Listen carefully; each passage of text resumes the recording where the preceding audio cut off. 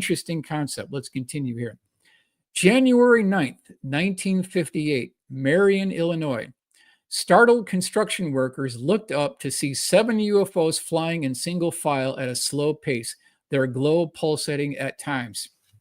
Now, what I want to talk about with this Otto Binder reports is you could discredit or you can cancel out 1, 2, 3 of these, 4 of these as hoaxes. But when you have an entire coalition of like 300 of these, because there's about 300 of these Otto Binder sighting reports, you just can't deny all of them.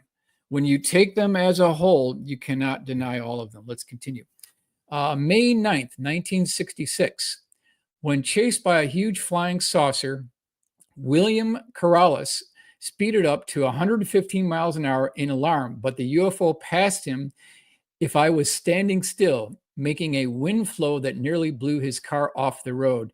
So let's see if we can get a little bit more information on this particular case. So I started drilling down. I started doing some digging here. I came up with this. News Press, May 7th, 1966. Disbeliever tells of chase on trail with UFO. He says, I was as much a disbeliever as anyone, William Corrales, 22 of Cape Coral, said Friday, after he reported that an unidentified flying object hovered alongside his car as he drove from Miami toward Naples early this morning. It was the strangest thing that ever happened to me, he added later. I was scared. Corrales was driving his convertible along Tamamia Trail when he saw in his rearview mirror a blue-green light behind him in the distance.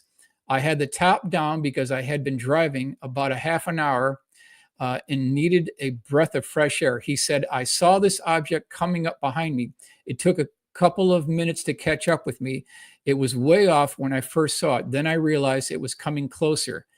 He also talks about how it had CE2 effects. It actually stalled his car engine. So this is a CE1 because it's a visual sighting, and it's a CE2 because it had physical effects. So you could have tree branches broken, you could have landing pad marks,